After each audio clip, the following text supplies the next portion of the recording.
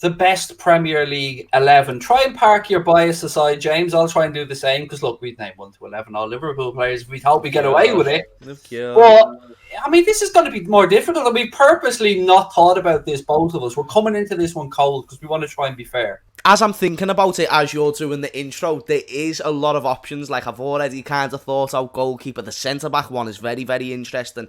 And it may even upset some Liverpool fans, certain positions where we don't choose our player. But just to remind you, it's not the best Premier League 11 in general. It's the best Premier League 11 over 2021. And Liverpool has a shaky start to 2021. So I'm going to do my best to get as many of us in there as possible. Let's have a look at the goalkeeper. We'll go from back to front. So, who are you putting across for the argument first, James? Who do you think should be considered? I feel like the 2 goalkeepers that mostly deserve to be considered, and the other one is probably going to be somewhat of a surprise to you, Craig, Edouard Mendy and also Ederson, who I think's had a great season. Ooh. And the reason why I'm not mentioning Alisson, who beside the West Ham game has been flawless, he's also got the most clean sheets in the Premier League. So the fact I'm not putting him forward is ludicrous. But Ederson this season has been flawless. I'm going to just go ahead and edge Mendy because I think the journey that he's had in football is brilliant. The 2021 that he's had, winning the Champions League, winning winning big games for his club. Moments where it was 2-1, 1-0 and he needed to trust their goalkeeper. He's such an improvement on Kepa and all them reasons and more. I think he just deserves me to tip off his hat to him and give him this one.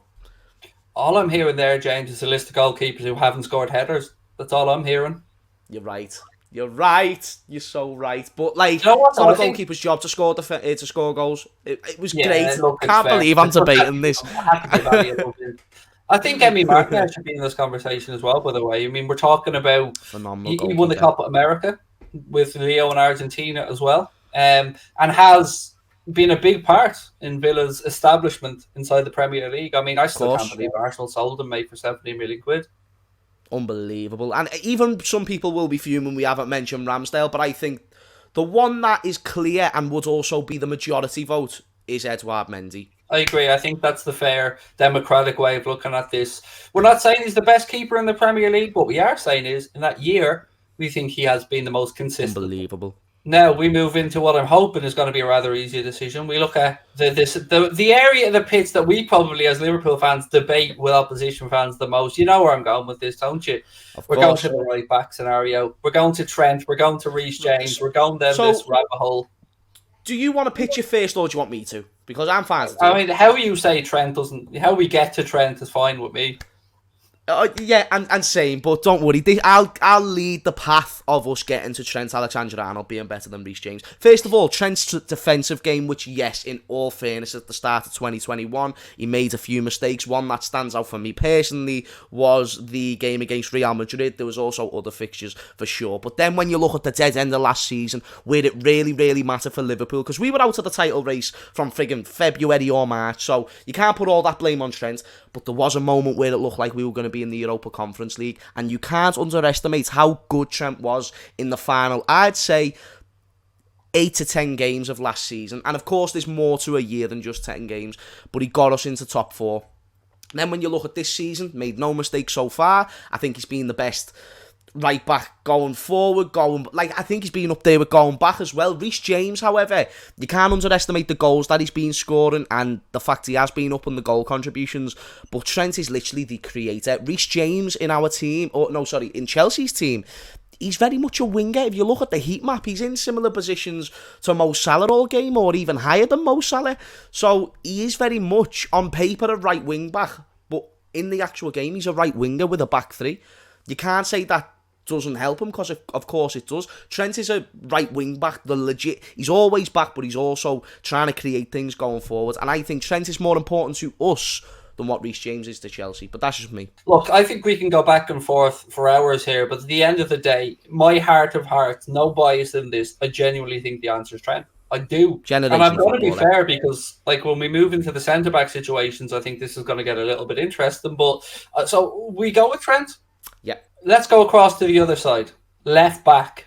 I mean, I'll start the conversation with Ben Chilwell. as much as I'd love to throw in someone as a debate, I was going to say Cancelo, but I always get confused whether he's a left back or a right back. He can play in both, but he has played a good chunk of games on the left. And look, it's up to us, mate. We can set this out however we like. So I think Cancelo has to be in that conversation. Cancelo's a better player than Ben Chilwell, but Ben Chilwell's had the better season. And you've even saw since he's got injured, Chelsea have been lacking that bit of attacking prowess that he added to their team. So based on performances and stuff like that, even though I think Cancelo's the better individual, I just don't know how I'm going to be able to disagree with you, Craig, that, you know, Ben Chilwell has had just the season of his life compared to what he was doing before. Yeah, it's going to be tough this. Well, I mean, Manchester City won the league. Not putting in Joe Cancelo, and imagine our team here, by the way, of Trent on the right and Joe Cancelo on the left. I mean, best of luck.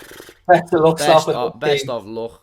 I'd argue for Cancelo. I think, even though I'm not a big Manchester City fan and I respect Ben Chilwell, I think we can't overlook the fact that Manchester City got to the Champions League final and won the league. And won the League Cup as well. So I think we probably got to go with Joe Cancelo. Well, no, but we don't, though, because I think Ben Chilwell was amazing. Like, he has been amazing. I'm actually going to try and strongly stay with Ben Chilwell. And I hate the fact that I can't bring up Robertson. If I would put the team out, if I was managing the team, I'd go with Ben Chilwell on the left to give balance here. I would. I agree. I'm gonna concede Ben Chilwell and give you Cancelo because I do think he's a better individual player. And you haven't done this, but no one can ignore Ben Chilwell's importance to Chelsea and to them winning trophies. We've got to include Luke Shaw in this conversation, whether you like it or not, my man. Because when no fans are in stadiums, I feel like we've seen a different Luke Shaw. We don't. Like, that was when the fans weren't in the stadium. Cancelo was boss when Luke Shaw was boss. Ben Chilwell was doing bits when Luke Shaw was doing bits. And he scored a goal in the Euros that led us to not winning the Euros. So, with all due respect to you, Luke Shaw, especially at the start of this season, has been dreadful. And with how poor Manchester United was, 5-0 to us, 4-1 against certain smaller sides, I just can't go with Luke Shaw, especially not over Chilwell and Cancelo. Oh yeah, no, I'm fine with that. I just thought I'd throw it in there just to make it sound like I'm trying to do the right thing. You know what I mean? I have to try. You've got to make it spicy. I have to go devil's avocado here at times, and I have to go onto the dark side, right? 2 centre backs, and I'm going to go bold really out the door here and say we can't include any Liverpool players in this because that's one position where we shit the bed last year, or this last year really. So I'm going to say no Liverpool player deserves to be in this based on the last year. I'm going to disagree that no player deserves a shout. I think even though he was injured last season, I get this, but since Matip has returned, I think he's been the best centre-back at the club. I think he's been immense to us being in the title race to this point of the season. Even outside of the Premier League, when he's had his Champions League cameos, just the fact he's been able to stay fit, I believe he's top 5 centre-backs in the league when he's playing, and that's why you can't ignore him. But I agree with Virg. He shouldn't be in the conversation for 2021. I think let's start with a man who I think has surprised a lot of us, Antonio Rudiger. I mean, these are all just talking points, but Tony Rudiger to me has changed my opinion of him. I didn't think he would be as effective as he has been in that system at Chelsea. And, certainly probably somebody coming to the end of his contract will have no shortage of offers, I think, going forward. Brilliant that you're backing Rudiger, and I understand why you're backing Rudiger, but I feel like he gets too much praise, and too much praise from the man who should get more praise in Thiago Silva. He is unbelievable. Unbelievable. Technically on the ball, still amazing. Reads the game like a fucking storybook, children's storybook. And then even when you go forward, he gets goals. He creates for his team. He's the leader of that back line. Thiago motherfucking Silva. Do you know the way we talk about Van Dijk and the impact he has on the defenders around him? Don't underestimate that from Thiago Silva. I think this season he's been their best centre-back. I think last season there was a debate that he was their most important player at times in big games. I think Thiago Silva gets very astute. And everyone thought it was going to be like, they're just getting some crap, slow 36-year-old footballer. No, mate, like, Thiago Silva is what Ronaldo is in many ways. And I think I don't think Ronaldo is top 3 best strikers in the league. Possibly debate top 5, but I don't think he's top 3. Thiago Silva for me is top 2. I think he's better than Ruben Diaz, and I think he's not better than Virgil van Dijk right now, but he's the only one who can chat in that realm. So that's why I put him number 2. So my defence, and I've just mentioned his name then, is going to be Thiago Silva and Ruben Diaz. I think it's very difficult to argue against that. I mean, Ruben Dias was sensational again last year for Manchester City. No arguments. And this season he's carried on. Obviously, United centre backs are notoriously not great, so we don't need to worry about them. Spurs, not great. Arsenal, particularly last season, not great. Well, Wesley Fofana, if he didn't get injured, if Wesley Fofana didn't get injured by Leicester, he was having a great time for them, and he would have been within a shout. Otherwise, I think it's pretty obvious on who we should be choosing. Any one of Chelsea's centre-backs, and then Ruben Dias. So we go with Thiago Silva and Ruben Dias. Are we happy on that one? Yeah, 100%. For two crazy bastard Liverpool fans, we're trying to be open-minded, so please... Not to put Virgil van Dijk in that team is killing both of them. It is. Absolutely, it's eating me inside. Right, we'll move into midfield. We're going for a 4-3-3 system, so we go for one holding midfielder and two more creative or attack-minded. So let me tell you why I think it should be Fabinho, and then we can argue as to if it should be one. We're both agreed that Jorginho is the most overrated midfielder in the Premier League. Jorginho, shouldn't even be in this conversation. Jorginho doesn't get into the Liverpool midfield, so I don't know how he gets into this one. Or in this position, the holding role for sure. So, looking at Manchester City, again, we can't look past them for the success that they've had. But I still think we could look at N'Golo Kante as an option here. Kovacic maybe as an option. Going with? Tell me why you think Fabinho first. We've seen the impact in their team when he wasn't there, and even when we had to play him at centre back, there is very few, if any, greater exponents of that position to me in the world, and he'd make any team for me. And look, people will say Fred starts ahead for Brazil, but it's not my fault that Tete's an arsehole and doesn't know what he has. So I'm going to just say it has to be Fabinho, even though we didn't have the greatest season last year. I don't think that was his fault. I agree. And I also agree that when he stepped in at centre-back, he done a great job. When he went back into the midfield, you saw, like you said, you saw what we was missing. But just because of our unfortunate fortune, doesn't mean you can ignore Rodri. Rodri is an unbelievable player. Had a slow start to his Man City career for sure, but the year 2021, he was a huge part of Man City winning that league. Do you know that 20-game win streak that they went on that basically confirmed in the league? Rodri was huge in all those games. And then when you break into 2021, he's got many man-of-the-match performances. He's so vital to the defence. He's the only one who can talk to Fabinho technically as a player in terms of the technique he uses. He's got a power shot in him. He's not as versatile as a player, but we're talking about the roles they've done in 2021 in that holding role. And I don't think, based on what Rodri has done, I think he's performed at a Fabinho level. I don't think he's as good as an overall player, but I think he's been performing at that level. That's why I think he deserves to be in this team. The fact that Fabinho had been played at a position, and we are discussing one particular position here, I think there's valid points to what you're saying. Kante, of course, but Kante, you've got to remember, Kante had a rather poor start to 2021 and was being known for being inconsistent in some of the Premier League games. I'm talking about the player who definitely deserves to be in this team, the one who showed no inconsistencies, the one who, Kante turns up in the big Champions League games, but unfortunately this is the Premier League 11 of 2021. That's why Rodri for me is, I feel like it's kind of no debate, and that's purely due to the fact Fabinho was in a worse side last season. Feel free to agree, disagree, go for it, and the comments. İlkay Gundogan. İlkay Gundogan is an unbelievable footballer. He added goals to his games last season when De Bruyne weren't there, and then when he came back, he started doing what Gundogan does on a week-to-week basis, and just dictates the game. It's like Happy Gilmore when he actually starts to finally learn how to pot. Just starts cruising. Wins his nana $1 million, or whatever it fucking was.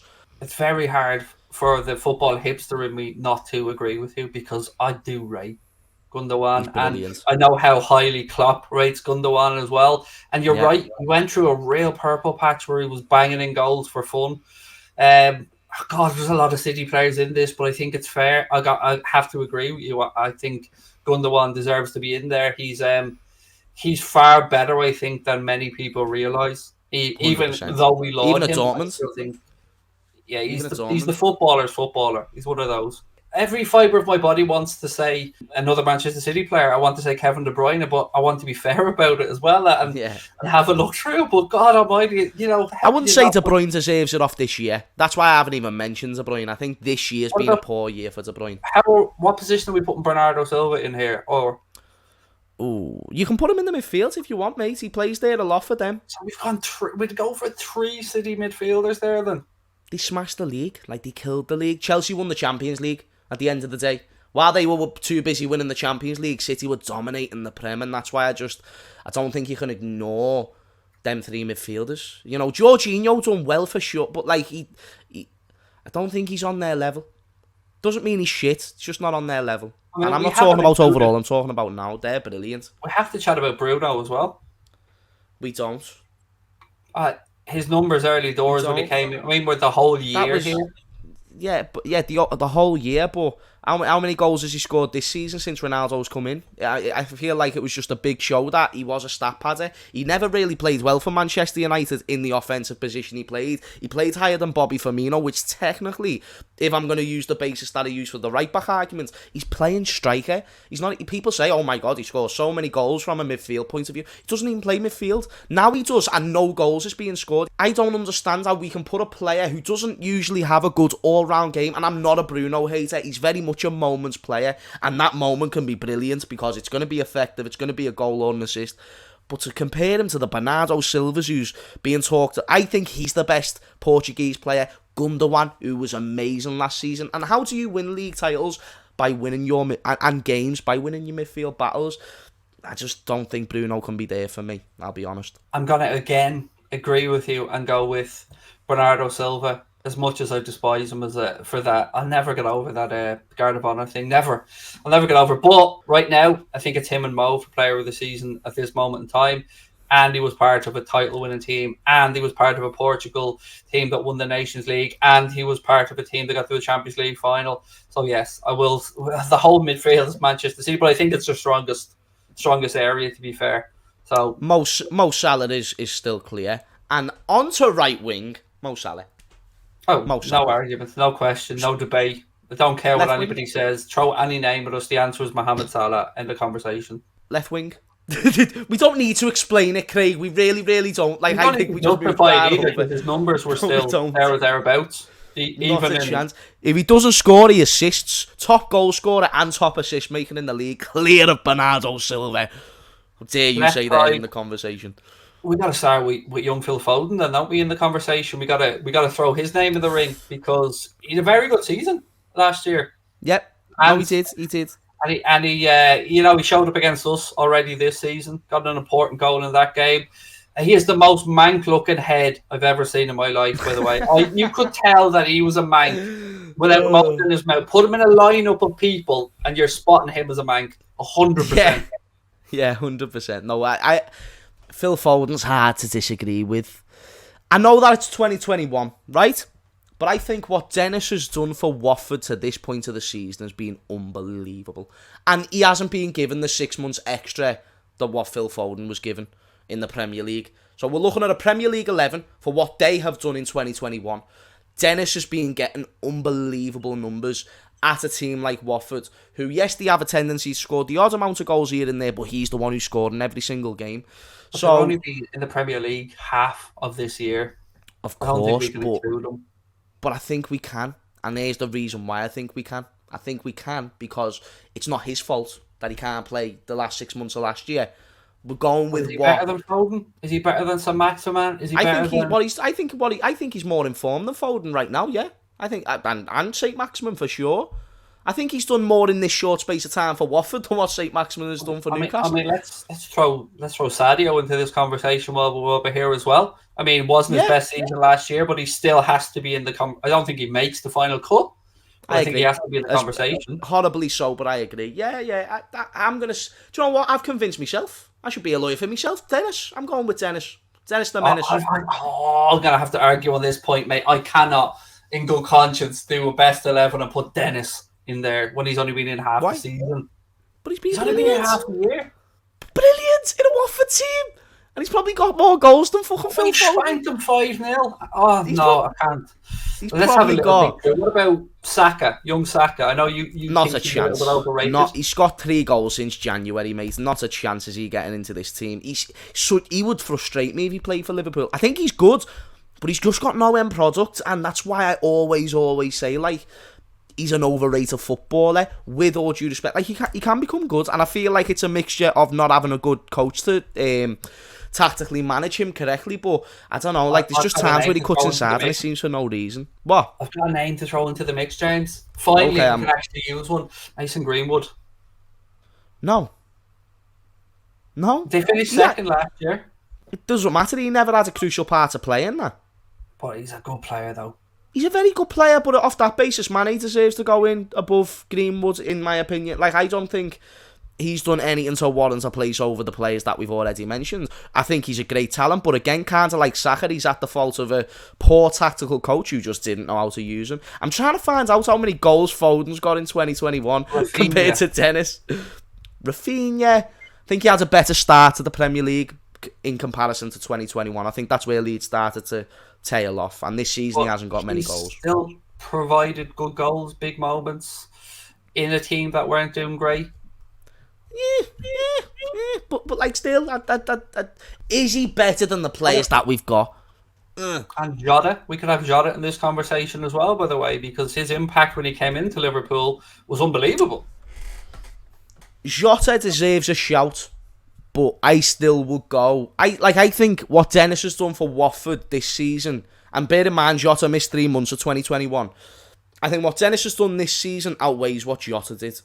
And we have another name we haven't mentioned as well. I mean, we're being a bit liberal here with who plays where because, of course, we're inventing a system. But a young man at Chelsea came in the door from Germany, did very well, brought them to a Champions League, scoring more goals than people thought he would. And Thomas Tuchel has played him through the centre as a 9 at times instead of Timo Werner. I mean, what are we saying? Is there anything to this one? Who are we saying? Kai Havertz? Yes. No. He is not consistent enough, and his biggest moment came in the Champions League. What? He's better than Dennis.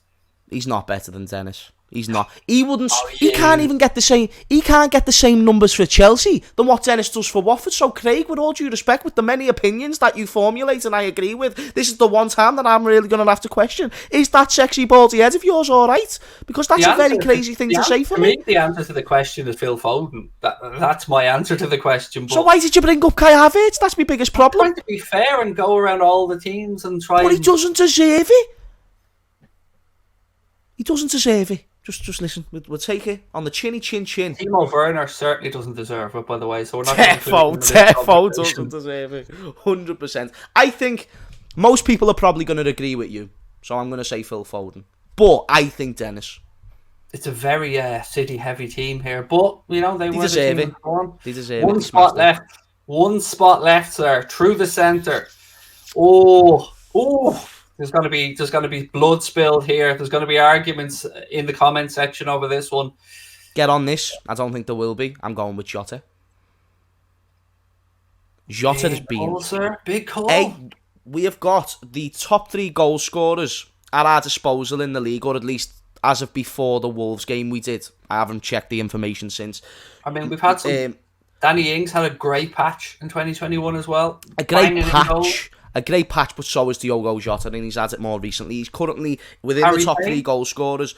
No. He's ruined it for himself in this. Yeah, his form from the start of this season has to rule. One goal. Any arguments for Son? No, too inconsistent, and Spurs have been too shit to really show the best of Son. Great player, though, however. Rashford, we haven't mentioned him, too inconsistent again? He was injured last season, so no Rashford. Ronaldo, no. Raul Jimenez was out for a long time as well. God bless him. Callum Wilson, not up to that level. Timo Werner, no. Romelu Lukaku hasn't had a better season than Jota. City haven't got a striker. Who are we going with? Because I think it's Diogo Jota. Convinced?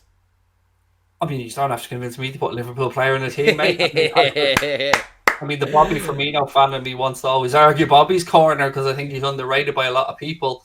Arsenal, nobody's there. This year, I think that's an easy one. I think I've chose the nail on the head with Diogo Jota. Vardy even had a poor end to last season. It'll definitely ruffle a few feathers. It'll rustle a few feathers, but I'll argue my points till the end of time that in 2021, he's been the best striker for me. In the Premier League, I think he has been, because all the other strikers that you've just mentioned, inconsistent periods, also had injuries. And that's all of them. So that's why I'm going to go with I've got to go with, like, even Harry Kane got top goal scorer and top assist maker, hasn't had a good start to this season.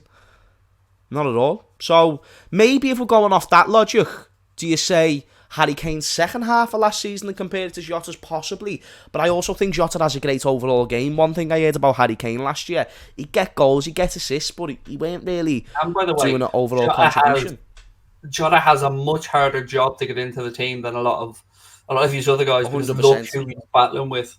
And he's starting a lot of the games, so I think it's easy for me, but I understand if people want to disagree, I suppose. I'm with you. Let's go with it then. So look, let's summarise before we work off the manager here. We've got Mendy in goal, Trent at right back, Cancelo at left back, Diaz and Thiago Silva at centre back, Rodri in the Houlden midfield role, then it's Bernardo Silva and Iker Gundogan.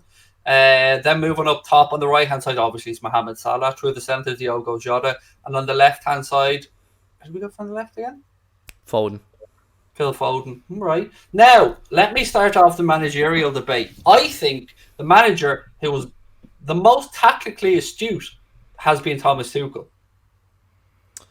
Yeah, I agree. Pep overthought and shit the bed in the Champions League final again. True. I agree. Are we not giving enough credit to Jurgen Klopp for what he achieved last season, getting us top 4 in the circumstances that was presented to us? We had a bad spell, but, you know, a lot of horrible things happened. Come into that Chelsea team, galvanised them the way he did, put in a system that got them played to their strengths, and won the Champions League, and won it fairly convincingly. The finals are one-off affair, that's always going to be difficult, but disposed of Real Madrid, who beat us, and we should have beaten Real Madrid because they weren't great. I think in those moments, tactically, I think he got it spot on. I think he raised my opinion of him a lot, because I didn't rate him. I just called him a BTEC Klopp before he came. But in this 1 year, and he guided them right up to the top of the Premier League again this season. As we record, of course, they're after dropping back a bit, but I think he has to be one of the candidates, certainly, that we discuss. I'm not going to lie, I think you've just made him number 1. I want to play devil's advocate for Jurgen Klopp, but I can even think of moments last season where Jurgen Klopp, in a big moment like Real Madrid, certain decisions that he made I didn't agree with, certain substitutions, certain tactical tweaks, and Thomas Tuchel, he literally won the Champions League with a team that I didn't think was the best in the competition. I thought City had more of a chance, I thought Bayern had more of a chance, I thought PSG had more of a chance than Chelsea Football Club when it came to last season. I thought we had more of a chance than Chelsea Football Club last season than over Thomas Tuchel's Chelsea. So, based on expectation and also based on reward, he literally won the most prestigious trophy there is to win. I will concede that it would be Thomas Tuchel. But fuck the Champions League. Yeah, this is the Premier League, and we finished above Chelsea last season. Oh, and by the way, or above them now. So, what are you saying about that, Craig? Wait, how do you like those apples? Bring it on, my man. Right, 3 subs real quick. 1 for each. 1 defender, 1 midfielder, 1 attacker. All right, my defender. Goalkeeper, defender, midfielder, attacker, No, goalkeeper's fine. We'll just go with defender, midfielder, attacker. Okay. If we're having a sub goalkeeper, it's Alisson there. We went with Cancelo at the back, didn't we? I feel like it's only fair we go with Chilwell. Yeah, I think that's fair. I mean, even thinking around centre backs, yeah, let's go with Chilwell. Let's go with that. And if it was centre-backs, we'd be going with Rudiger or Christensen, who have also had great years. So in midfield, I mean, this is where I fight the case for Fabinho, but he was playing out of position a bit. I'd say maybe Kante. No, I'd go Fabinho. A little bit of Liverpool bias. Don't give a fuck. Don't care. Yeah, I think he was better than Kante in the Prem. So I don't think it's a bad shout. And up top, who are we saying for the reserve forward? Oh, fuck. I've got to consider Kane to some extent. Okay. But now consider wait there. Consideration over. Next one. We took it into consideration. Yeah, I'm with you, because you can't ignore 1 Premier League goal so far. Yeah, it's like that's bad. But did a good Euros. You know, we've got to remember that as well if we're talking about players' forms. Right, other forwards. I mean, this is where we can get a little bit creative. Arsenal's forwards are all shite, so we can go past them. I suppose in a way you've got to throw Ronaldo in there because he has been clutch for them. But I wouldn't say... He's on the bench, so I don't mind sticking him on the bench. Yeah, but I think there's probably other candidates that are better. Right, you haven't thought of this one, and neither have I. Iheanacho won a fucking FA Cup for his team. I refuse to acknowledge that bastard after he... And my intentions... I'll never, ever be convinced he didn't miss that chance on purpose. Never. I don't care. He was boss last season, and I was made up to see someone who'd been rejected so much go ahead and get into a team like Leicester. Oh no, Vardy had a poor... It was the Iheanacho show last season, Craig. What are you on about? Ahead of Ronaldo, though. Iheanacho, I think Iheanacho... Exactly. And Iheanacho had a bigger impact in those games based on the overall play than what Ronaldo does for United on a week-to-week basis, besides the clutch moments. And I don't just look at goals and stats. That's why I didn't want Bruno anywhere near this team. Bench here. Danny Ings. No. I think Iheanacho had at the start, but that was more 2020. I don't think he's been unbelievable in 2021. I really, really don't. I think his best year was the year before. To be dead honest with you. Iheanacho seems a stretch, though. I actually maybe it's because I don't rate Iheanacho. I think he's shy. I think he ended up getting like 9 goals in 11 games or something along those lines. People can correct me on the stats, but huge goals. And again, I can't use the FA Cup because it's the Premier League 11, but still fired them to a trophy. And we've been saying Thomas Tuchel won a trophy with Chelsea, so I think it's a fair enough suggestion to put him in there. And who's going to go above him? I'm just really quickly going through all the teams now. I mean, we spoke about St. Max. I mean, remember, this doesn't have to be a centre forward. Any forward will do here. We just need a forward option. So there's scope for some wide players again. St. Maximin's not consistent enough. I mean, I would have fought for Raul Jimenez if we hadn't had such a serious injury because I love the man. I think he's a fantastic player. Anyone down Southampton? No, not really. Shea Adams-Armstrong, not good enough. Who else are we looking at here? Everton. Dominic Calvert-Lewin. There's a show. I know he's been injured, but my God, he's been the difference maker for Everton. And I have to say, I rate the lad. I'd have Iheanacho every day of the week in my team if I was a manager. But this is based on form, and I think Iheanacho's been in better form than Calvert-Lewin. Even though you are right, Calvert-Lewin was huge for Everton when he was there, and we've saw how much they've missed him since he went. The gesture of goodwill and this time of the year we're given to the Everton fans with a substitute bench appearance for Calvert-Lewin. I mean, I feel like they don't get a lot, James. You know what I mean? You know that as well as anybody. They're after getting handed their ass by us again. Craig, do you see 1 ounce of sympathy on my face? 1 ounce? It's not there, James. I've looked, it's not there. It's not there. Therefore, we're not going to go with Calvert-Lewin. And I haven't heard another good enough response for you to confirm that Iheanacho doesn't deserve. But he's been doing the bits. We're talking about form, not your opinion as a player. Otherwise, friggin', I don't know, Ruben Diaz wouldn't be in this team, and it'd be Virgil van Dijk if we're saying who's the better player. I mean, we haven't spoken about Raheem Sterling at all. Fuck Raheem Sterling. Oh my God, he was the reason why their team lost the Champions League final. He had a decent Euros, and then everyone hyped up. He was bad last season. You should remember the conversations that Raheem Sterling was having last season. No, inconsistent this year. Not a chance.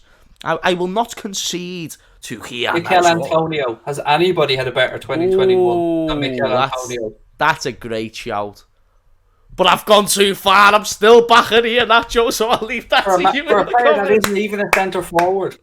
I think he's Antonio. He's not a natural centre forward. He is. Oh, not a natural, but like he plays centre forward. Yeah, you're right.